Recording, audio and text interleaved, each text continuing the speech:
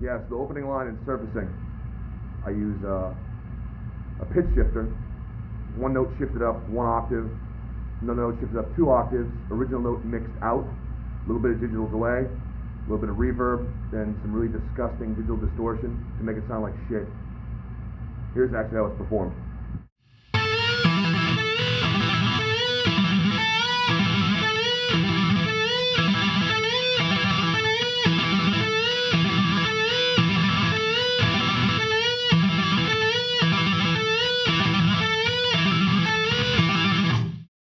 In the opening part, I'm doing the really gross tap thing. At the same time, Jim's playing a variation on what ends up being the main riff. And variation is very important.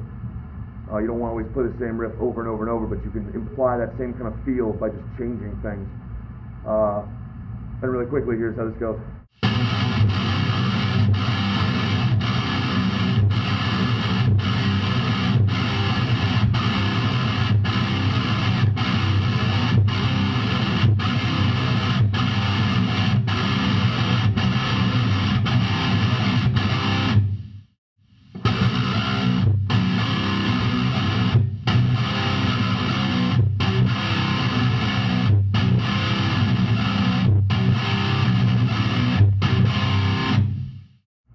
One thing we do in order to change the feel is alternating between playing open notes and open chords into muting them and changing the drum patterns. So we go from this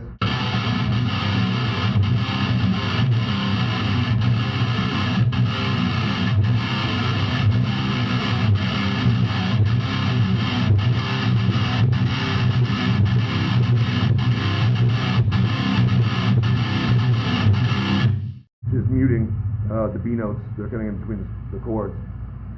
Gives it a little bit of a different feel. The drums change a little bit, changes the tone, moves into the next section of the song. The line going opposite mine during the verse starts off like this.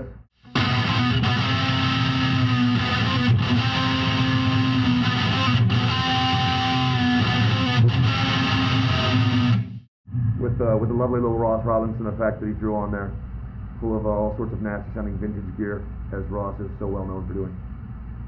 Next verse that comes around, reversed it. Ghost bend, dropping, same effect.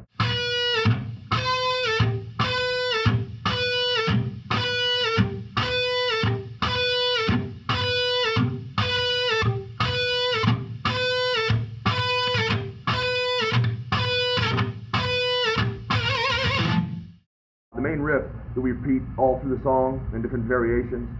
Interesting thing about the song is, in a way, it's kind of like Rush. You'll hear Rush will take a guitar pattern and then we'll have the drums move in and out and change the feel while the guitar part stays the same. Completely change the feel. This doesn't get quite as radical as some of the vintage Rush stuff does, but I've always kind of thought of it in that way a little bit. And that you can play a riff, kind of drive it in the ground, but as long as you have everything moving around it, you can still convey a different thought and a different feel while keeping the same basic theme without getting things too crazy or too riff dominated. Main guitar riff, very simply.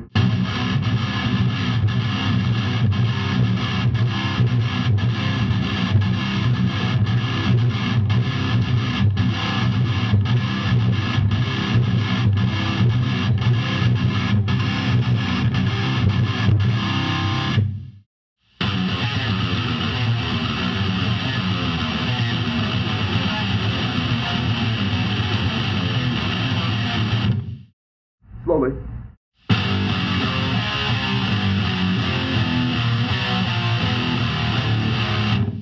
When working on down picking,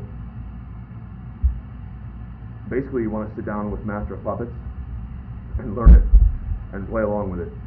And I really develop the right hand. One thing I like to do is to get a much thicker, more percussive sound would be down pick, and hopefully as fast as possible. There's certain limits where you have to switch to alternate picking. One thing you can do is just pick any sort of random riff. You can even play just open notes, down pick. Set your metronome to a comfortable speed where you can play it cleanly for a long time, say 30 seconds.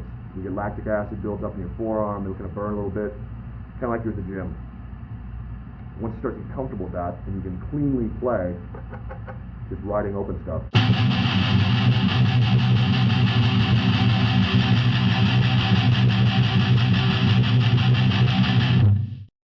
Push your tempos up a little bit.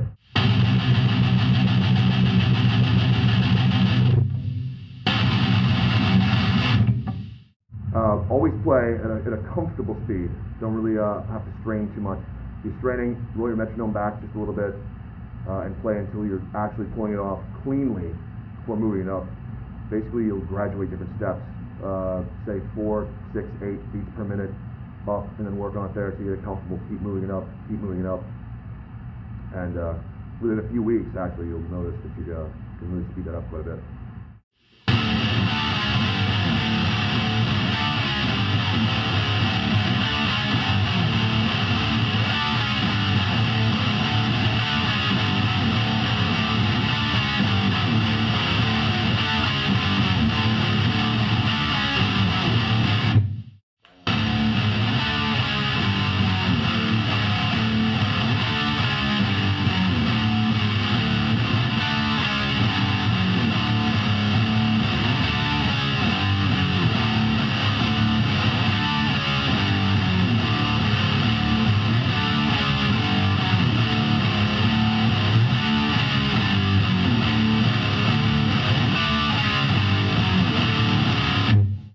We basically spent a lot of time with a similar theme throughout the song. Like I said, to me what comes to mind is the way Rush would work a riff with the drums changing the pattern where the guitar doesn't have to change at all times to keep the song interesting. And the rest of the song just kind of rides those same themes out, changing the feel via the drums, different vocal patterns, and then you're out. Keeps things unmuddled, not overly complicated, and pretty efficient. But also maintains, I find that the heaviest songs tend to be the simplest.